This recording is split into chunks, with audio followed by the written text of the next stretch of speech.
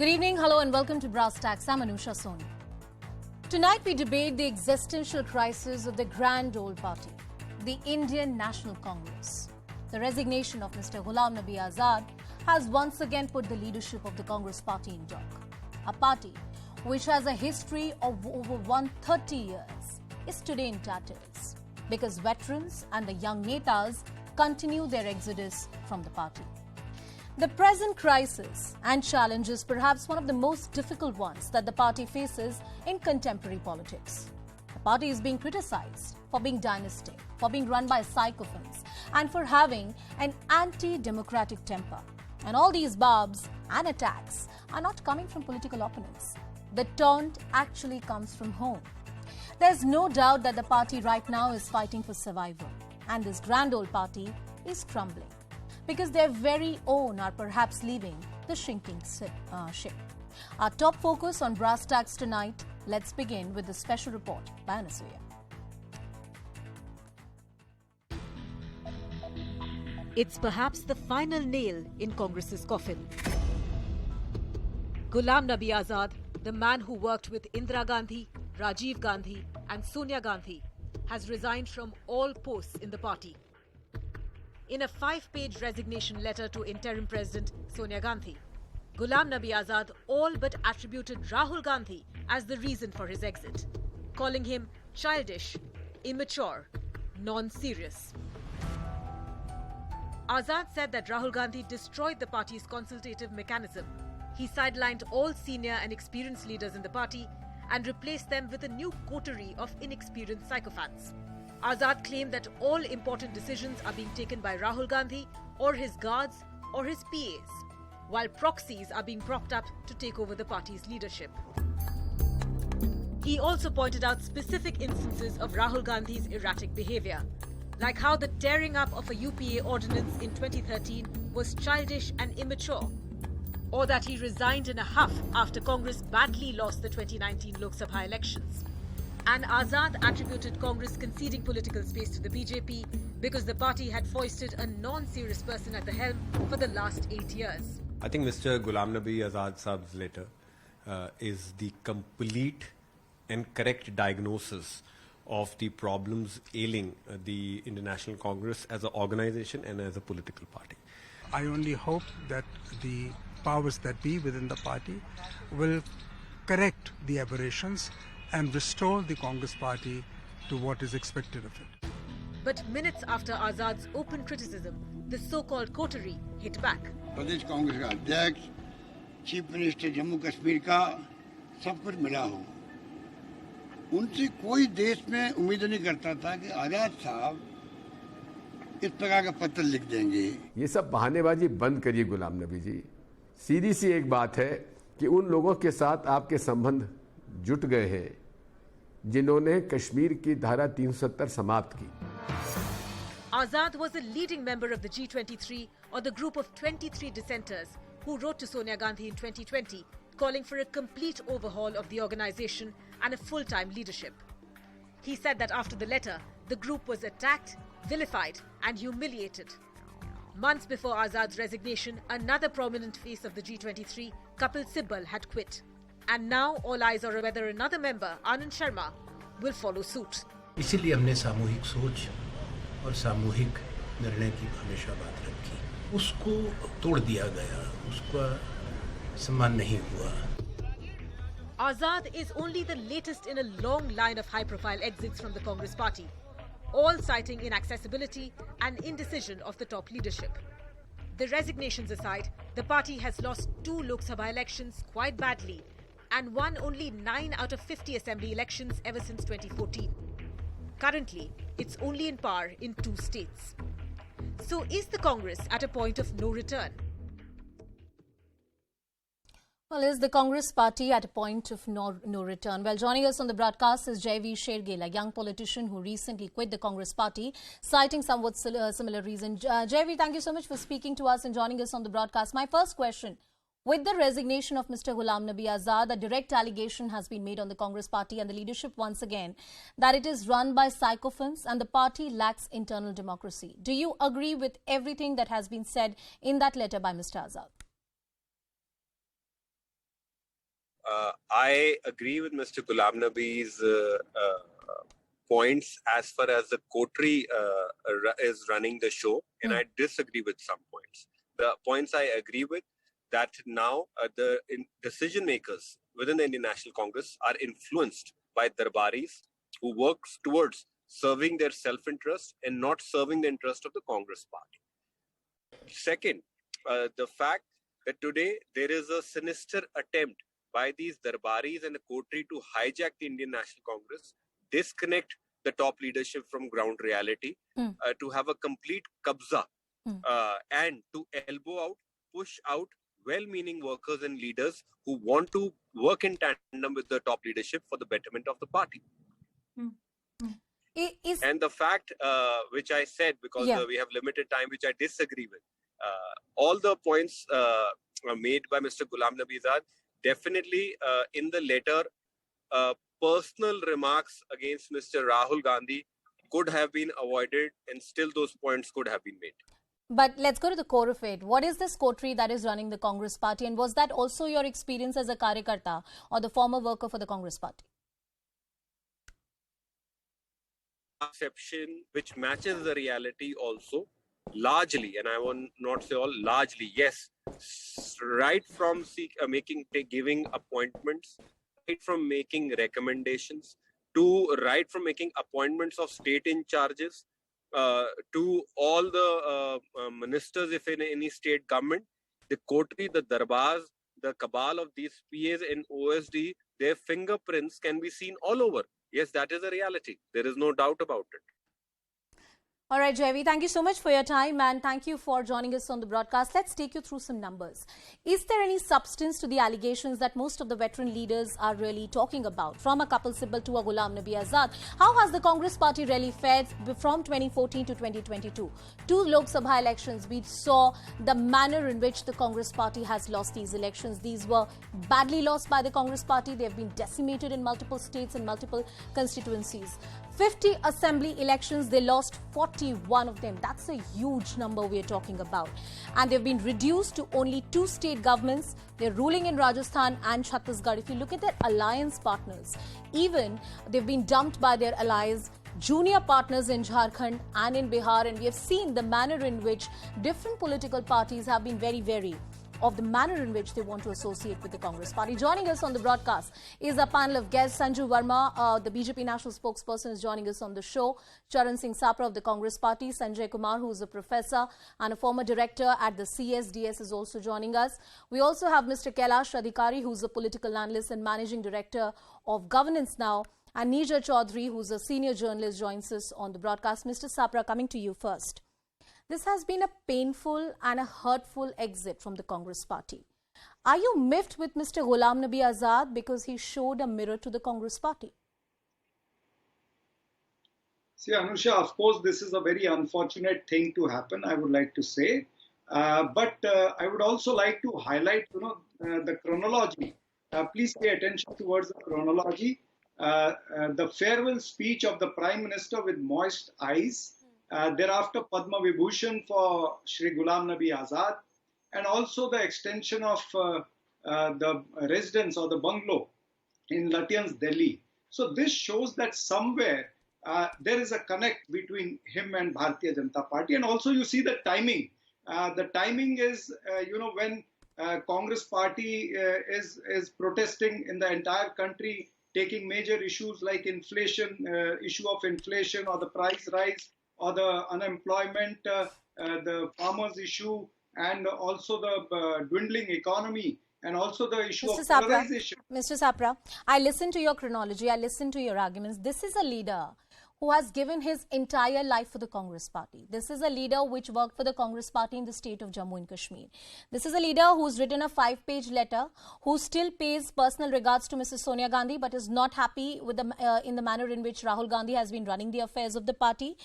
He's also saying in that letter that it's not that he did not try and give feedback. Multiple Chintan Shivers were held.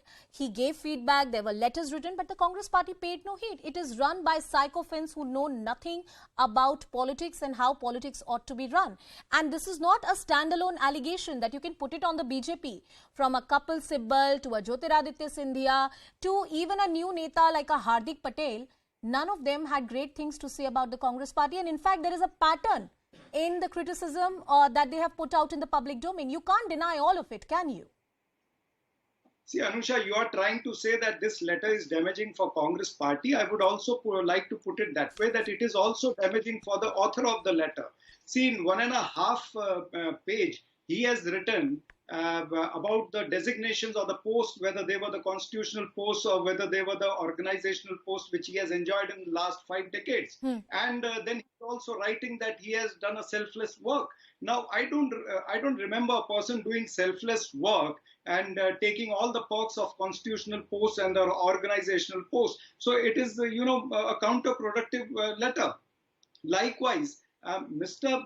Azad, where he has complained about Shri Rahul Gandhi, he has mentioned the event of 2013.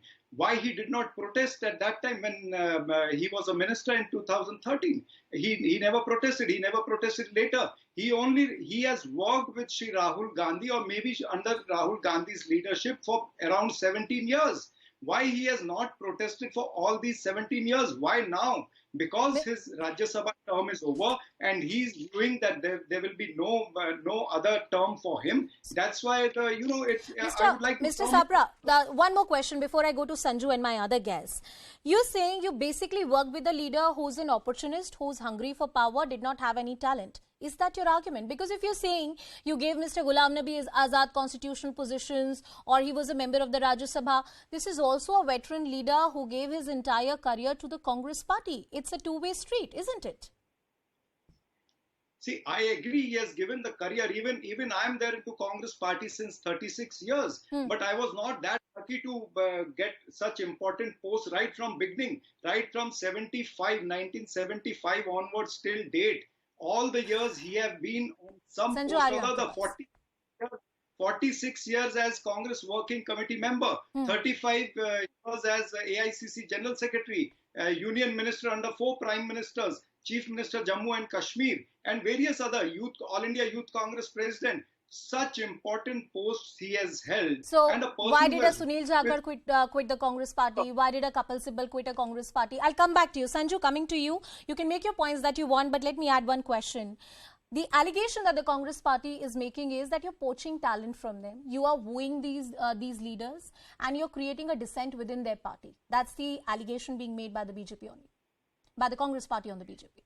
You know, Anusha, the fact of the matter is that in politics, A, you need to keep your flock together. B, if you look at the Congress history, particularly in the last 8 years, ever since Prime Minister Narendra Modi stormed to power in 2014, 45 small and big elections have been lost by Rahul Gandhi. And yet, every time he loses an election, rather than doing an introspection, an Atma-Chintan, the entire Congress cabal comes out rooting. बाकी सबकी गलती है, but Rahul Gandhi पर कोई सवाल खड़े ना करे, राहुल गांधी के खिलाफ कोई उंगली तक ना उठाए. This is the attitude. I think the Congress is actually a private limited company where the chairperson, the directors are 4 family members: Sonia Gandhi, Rahul Gandhi, Priyanka, and Robert Vadra. The entire narrative that the BJP is poaching Congress people. I want to ask you something.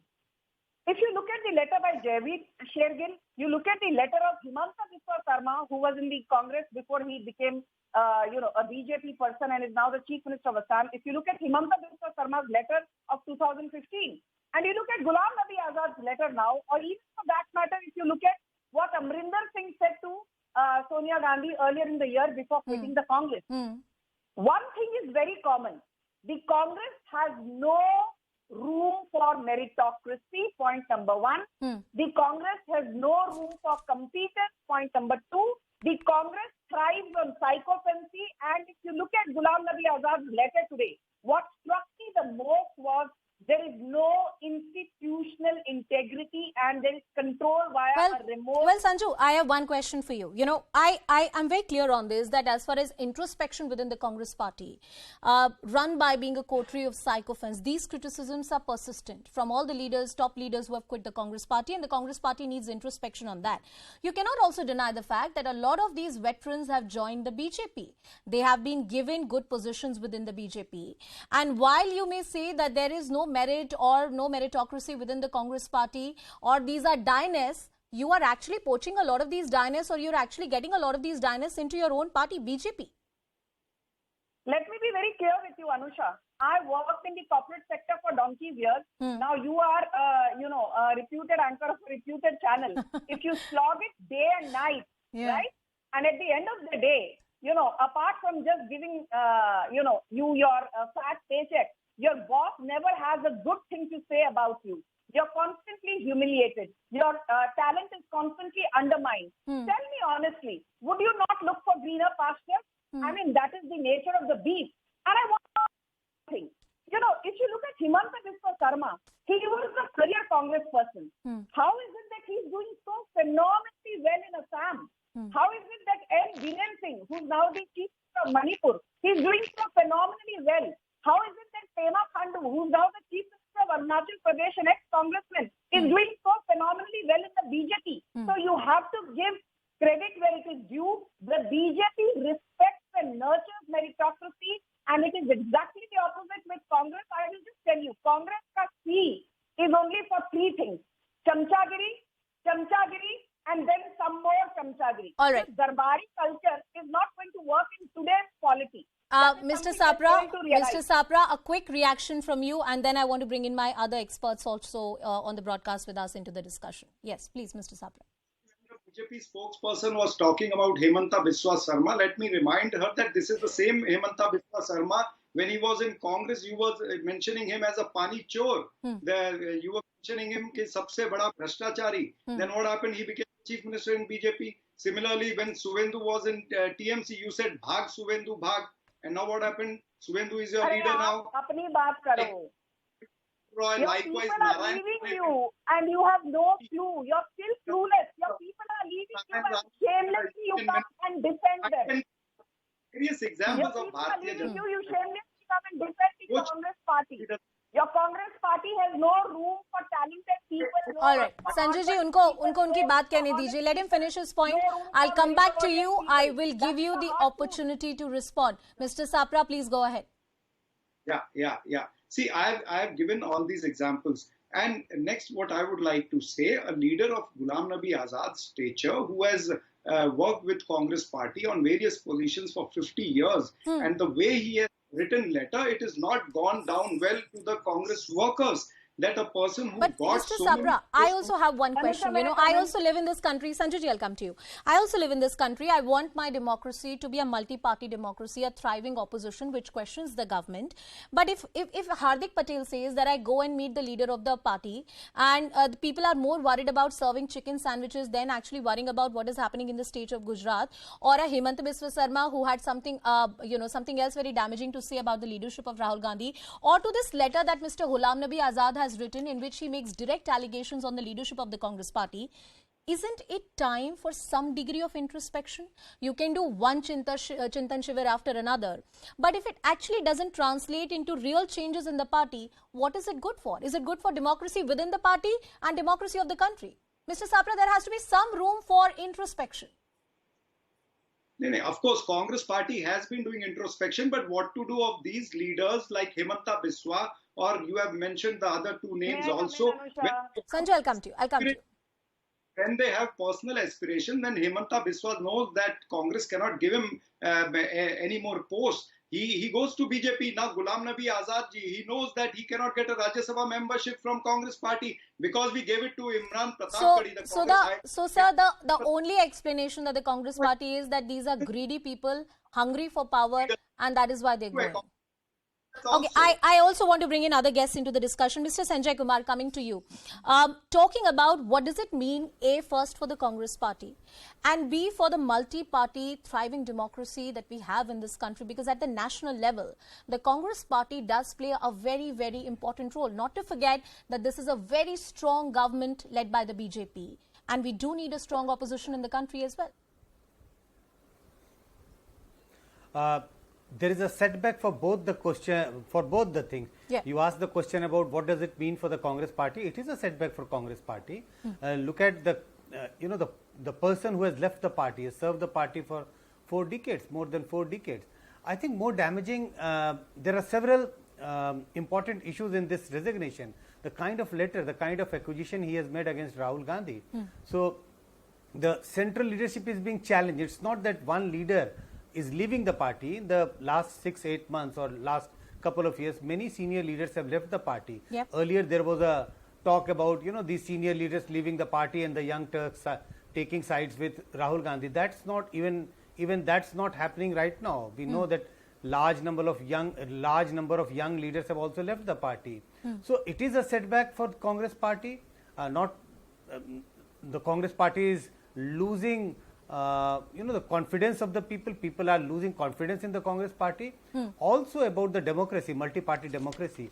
We all know that Congress is a national party, but which is posing, which can, there's a talk that this is the party which can pose the challenge to BJP at the national level. It only now remains in theory. There are regional parties which are posing challenge to BJP in different states. We can keep taking names of regional parties.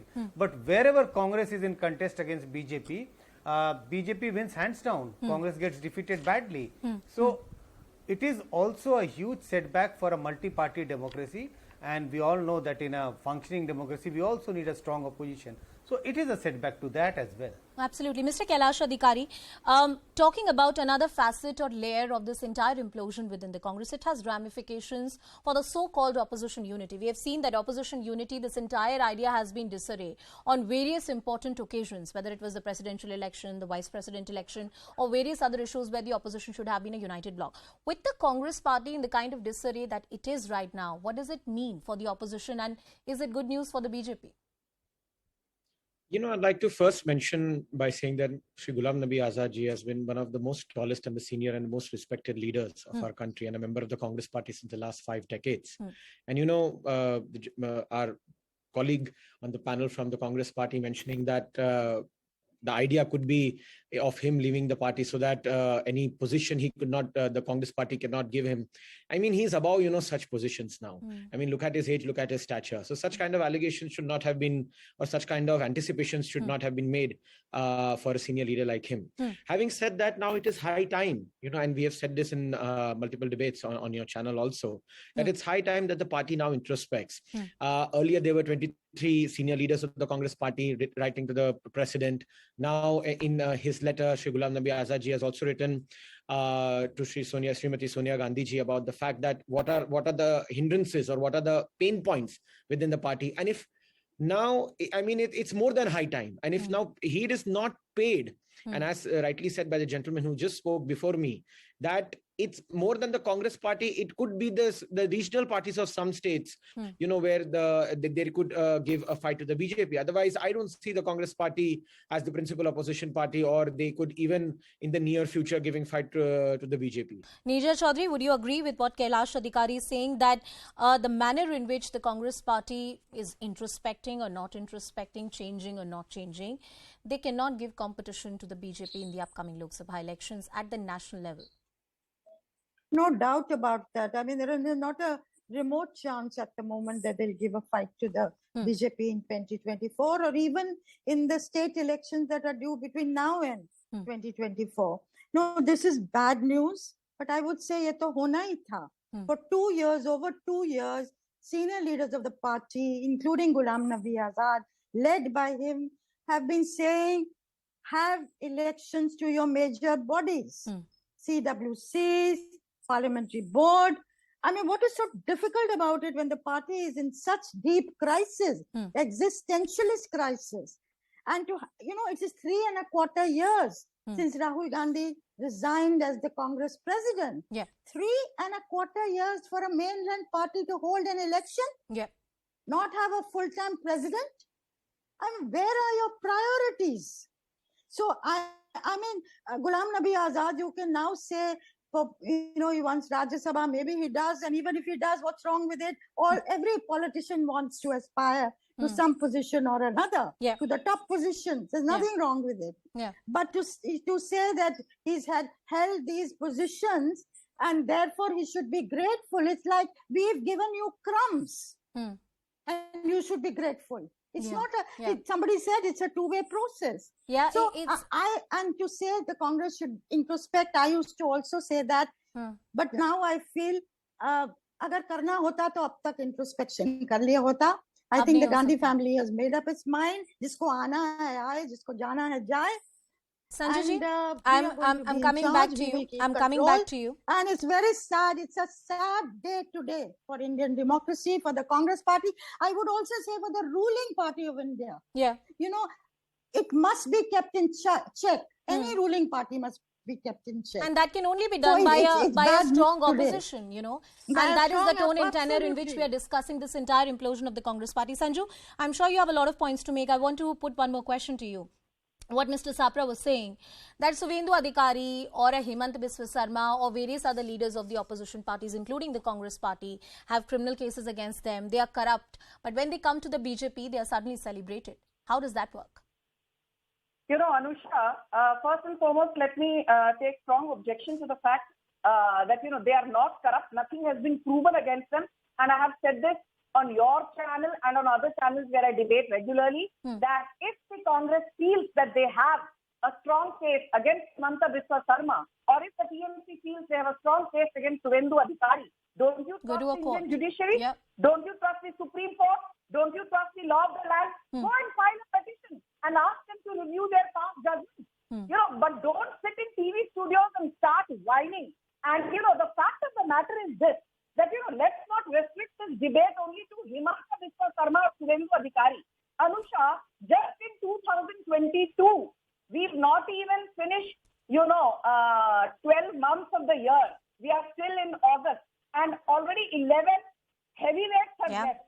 Kapil Sibal, Sunil Jhakar, Hardik Patel, Ashwani Kumar, RPN Singh, Kuldeep Bishnoi, Raju Parmar, Naresh Rawal, Sapra Sahab, aapke paas aa rahe. A heavyweight from Telangana, K. Rajagopal Reddy, again a heavyweight Telangana, and Jaiveer Shergill. The point I'm trying to make is, if you look at even today's statements, particularly I was amused by listening to B.K. Hari Prasad. What did he say after Ghulam Nabi Azad's resignation letter came out? He said, look at this man. We made him Chief Minister of Jammu and Kashmir. Look at this man. Let me finish, Anusha. Look, you know, we made this man the leader of opposition. We made this man a minister in Indira Gandhi's cabinet. We made him a minister in Narasimha Rao's cabinet. We made him a minister in Rajiv Gandhi's cabinet. We made him a minister in Manmohan Singh's cabinet. And now he decides to leave. The point is that the very statement of B.K. Hari Prasad, which was echoed by the likes of Salman Khurshid, shows this attitude of entitlement. कि हमने आपको इतना कुछ दिया, आपकी जुर्रत कैसे हुई हमारी नहीं, सापरा साहब, इस तरह की भाषा का इस्तेमाल for a leader like Ghulam Nabi Azad, and that's what the panelists also said, other than BJP, and these are independent experts who are saying that you've not you can't speak in this tone and tenor about a leader like Ghulam Nabi Azad, who's been the Chief Minister of a state, held various positions like you said. I also want to add one more point and then you can respond to it, that what were the G23 leaders really asking? A lot of them have already quit the party. These were not rebels, these were leaders from the Congress party who are veterans who waited for reform to happen from within. It did not happen. Why didn't you listen to them more often? See, if you're talking about G23, let me tell you that G23, like Mr. Dixit has spoken today, he said G23 was for reform, not for revolt.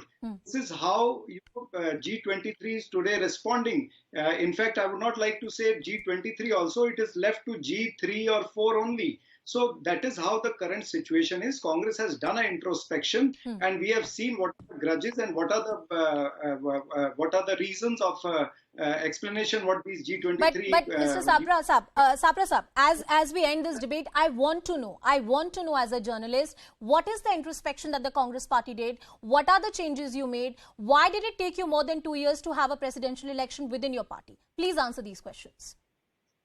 See, Anusha, when we are in opposition and we have not many things to give to our senior leaders, it is a precarious situation for a party. Now, another thing, what you're talking about, the party elections. Let me tell you, the party membership drive was conducted and more than 2.5 crore people have enrolled as Congress members. The elections at ground level, at PCC level or the AICC members have been done. Now the only election of Sapra साहब, Congress फिर से president. आपसे सवाल पूछती हूँ, sycophancy और कोटरी की समस्या कांग्रेस पार्टी में है या नहीं है? बार बार बहुत सारे नेता ये बात कर रहे हैं, कहीं तो कुछ तो सच होगा इसमें कि सब कुछ झूठ है? देखिए, आपने जो सवाल पूछा उसका उत्तर पूरी तरह से ले लीजिए, बीच में टोकेंगे तो उसका बोलिए कोई बोलिए मतलब सापरा नहीं साहब, आप बोलिए. अबाउट द पार्टी इलेक्शन, तो आप समझिए कि एक स्ट्रक्चर पार्टी का कंप्लीट हो चुका है. पार्टी के अध्यक्ष का चुनाव बाकी है, एआईसीसी मेंबर्स चुनेंगे, पीसीसी मेंबर्स चुनेंगे और सीडब्ल्यूसी मेंबर का चुनाव होगा. The date is going to be announced within say another 1 week. So party का ये बीजेपी वाले की बात करते हैं. लेट रिमाइंड देम, क्या उन्होंने अमित शाह जी को या One second, Sanju. Let him finish. All right, Mr. Sapra, we are losing your audio as you're speaking. Sanju, 30 seconds to you, and then I have to wrap up the debate.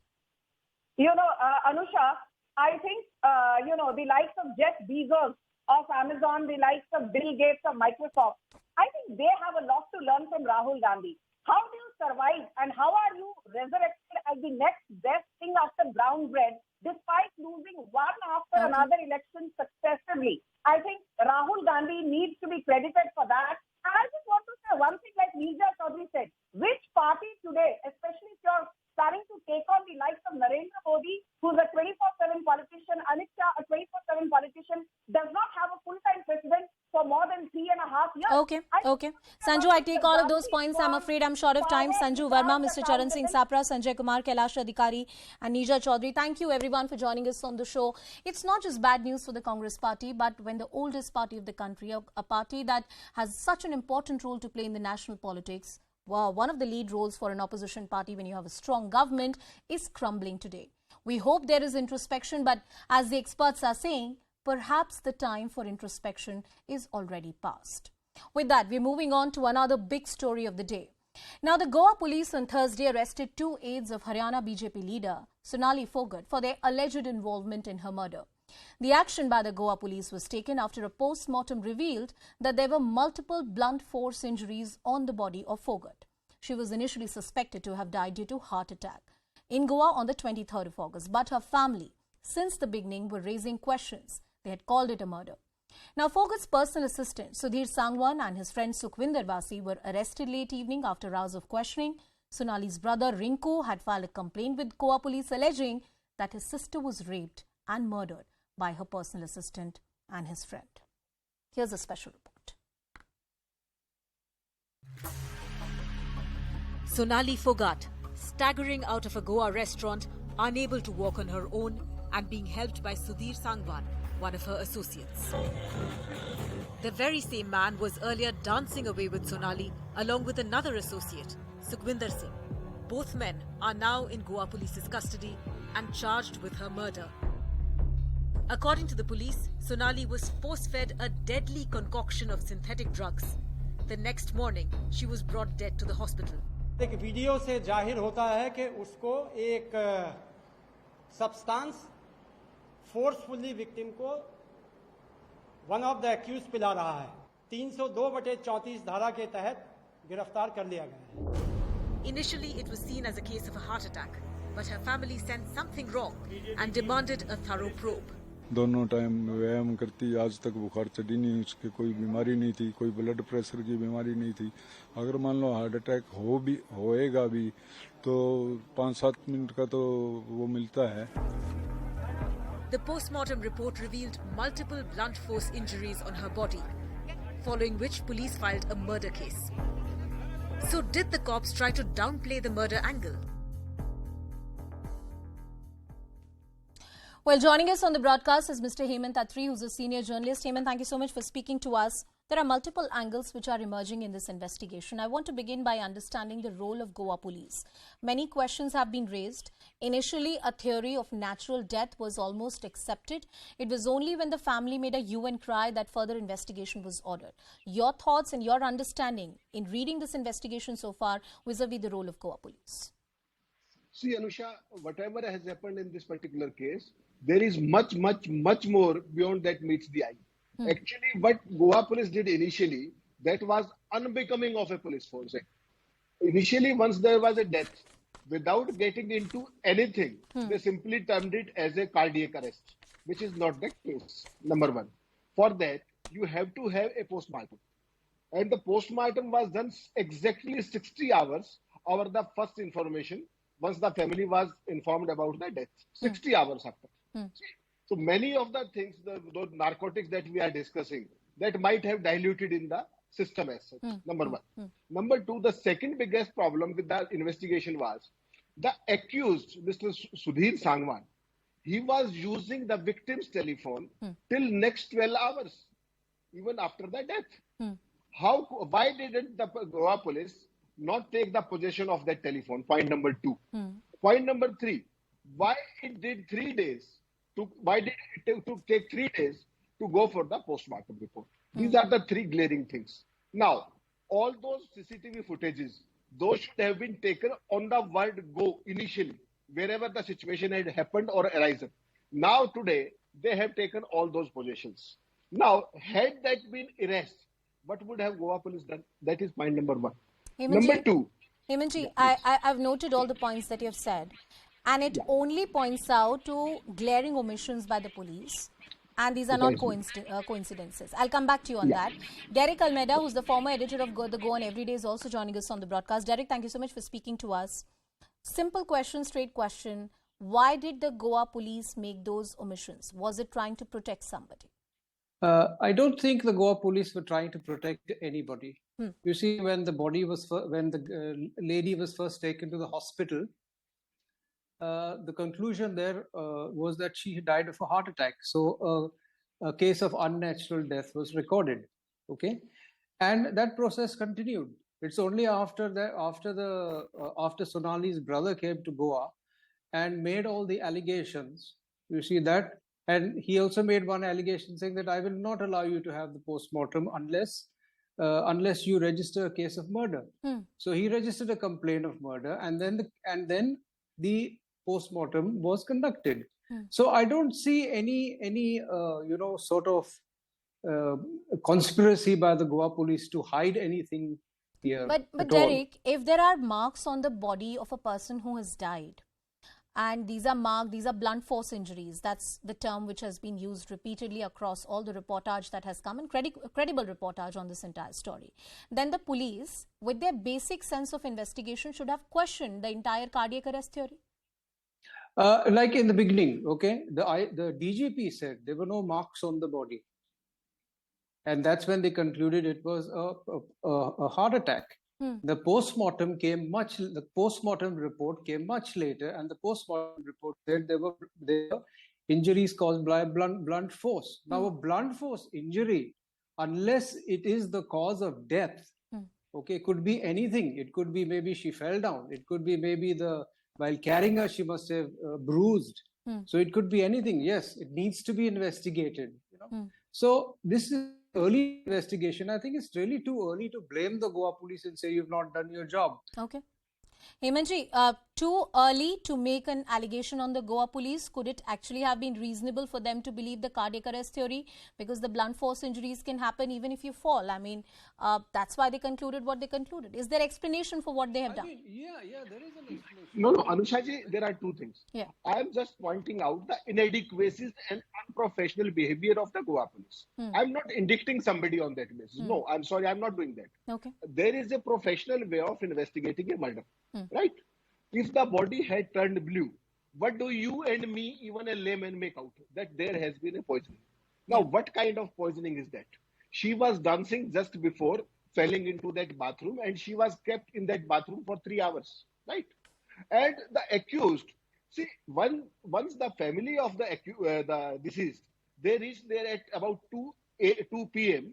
on Tuesday. And when was the postmortem conducted?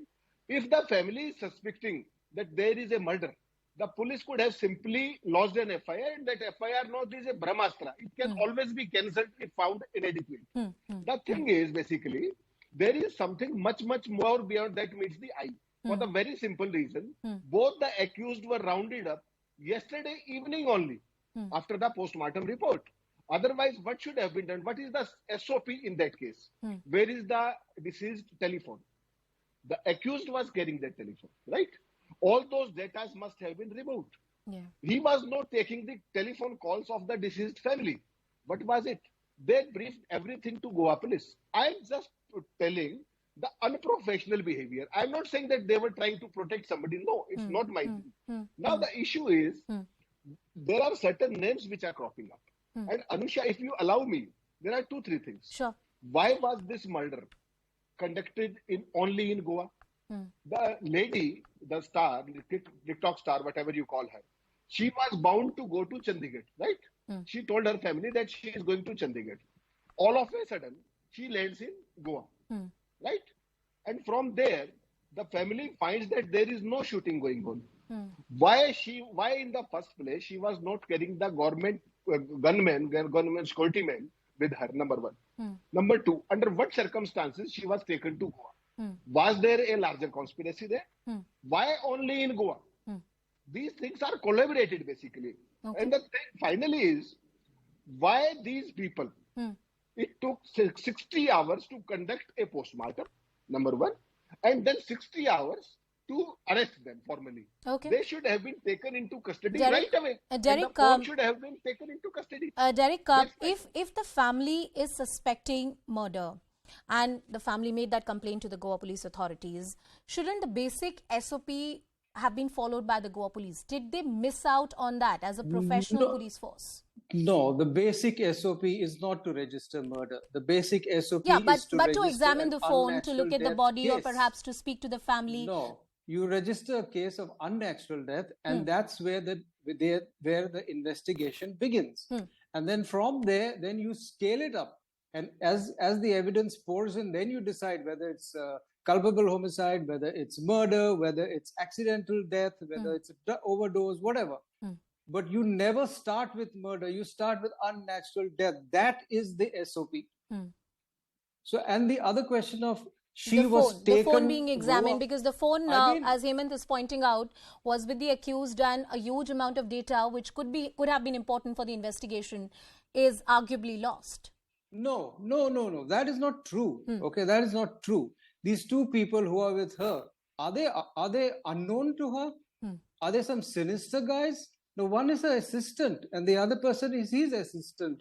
These are people who are known to her. That's how and this other allegation, she was taken to Goa. She's 42 years old. How do you take her to Goa? Is it a kidnapping? It's not true. They came to Goa. And why do you come to Goa? There is no shooting, there's nothing. So why does everyone come to Goa? It's a big party place. Hemant, I think Derek does have a point there that, you can't bring a 40-plus-year-old woman to Goa. She comes there of her own volition. She may have come for whatever reason she has really come in. What are the substantial reasons? Do we have substantial reasons to look at it? Perhaps Goa police did not do their job properly, or perhaps there's a larger angle to this entire case, as you're pointing out. No. What I'm saying is, I'm just not pointing anything. I'm just simply telling the SOPs that should have been ideally followed. That is point number one. I'm not saying that she was kidnapped. There is a larger conspiracy to it. There can be a property feud which has been going on. The family is after that. They have, raised many points. They have even, to that extent, they have raised an issue of rape also. Right?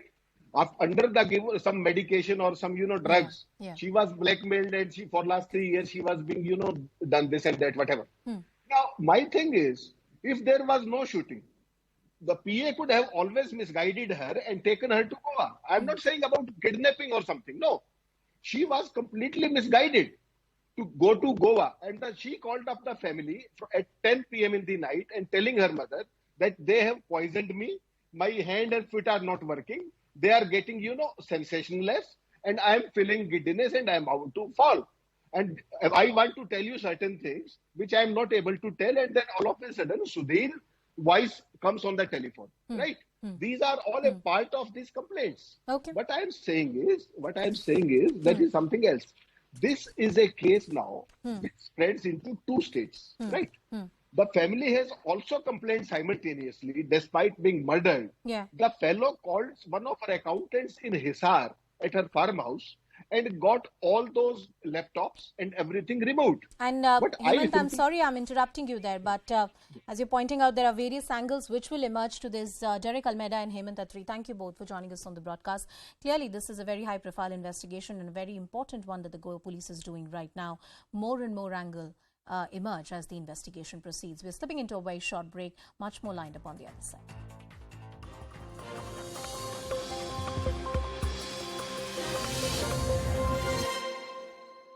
Play in the